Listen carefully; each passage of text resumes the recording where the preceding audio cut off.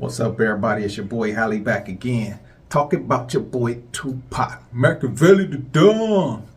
Yeah, you know we kingdom building. Usually we talking about the Most High God, but sometimes I go off and talk about a few things. You know, we all need distractions from, time to time. Talking about your boy Tupac. Everybody know he was down with Digital Underground and he did his thing. Of course, when he came out with the Brenda's Got a Baby, the Tupacalypse Now, all of those things, he was very conscious, revolutionary, and all of that. And then it kind of shifted when he got around, what was that? Me Against the World. Me Against the World was when it was a kind of a shift in his revolutionary ways.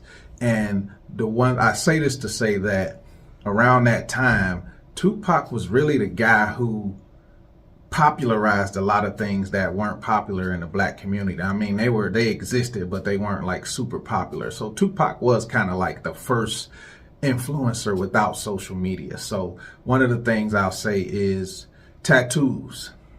Now, guys who were probably in the joint, locked up, they probably had tattoos. But we know back in the day that tattoos were more for the biker gangs, the rock and rollers, the devil worshippers. It wasn't really big and present in the black community. But when Tupac came out with the Thug Life tatted on my chest and the AK-47 and all that stuff, you see that it was an uptick in tattoos in the black community, and now you can see where it is today. Another thing that Tupac popularized was the bald head.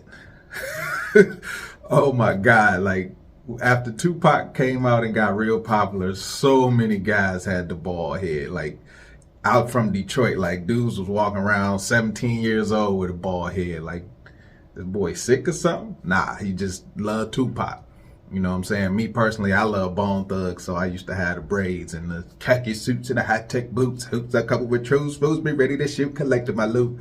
But, that's the old way, the old me. That ain't me no more. But, so Tupac had everybody rocking the bald head, and that was also white people stuff, the skinheads, Nazis, all that other stuff. And it got popularized in our community. Because most of the older guys had it, but that's because they had the Sherman Hemsley, so they didn't want to have a little hair on the sides, But another thing that Tupac popularized was the bandana.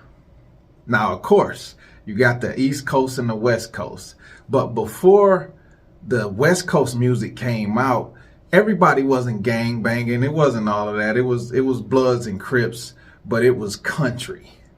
And when the West Coast came out and you start to see those guys banging on Wax and Crips and Bloods and GDs and Vice Lords and all that, it became popularized in all the other states. But Tupac was probably the only guy that I think wasn't affiliated with the gang back then that would wear any color bandana, and you just respected it because of who he was.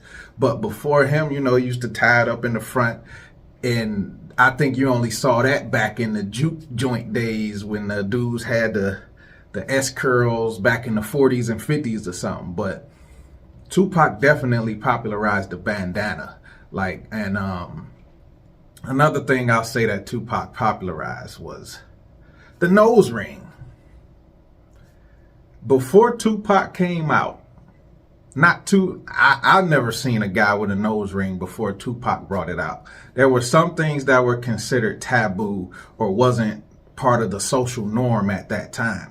So when Tupac came out with the nose ring, it was like, man, dude, a thug, he this, he that, he thug life, he thugged out, he going to court, he spitting in the camera, he doing all these things, and he got a nose ring.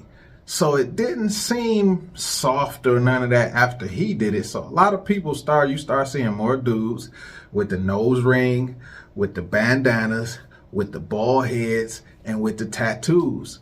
So some would say that Tupac was actually the biggest influencer before social media, because back then music was about the music and the person was second. But Tupac was kind of one of those people where it was must-see TV, where you wanted to see his story. You wanted to see him throwing up the middle fingers at the cameras and spitting at the cameras and going crazy on everybody. It was really the first packaged social media life that we seen before all of the MySpace to Facebook, and then on and so on and so on up until now. So Tupac definitely was one of the first pioneers of the social media life before social media.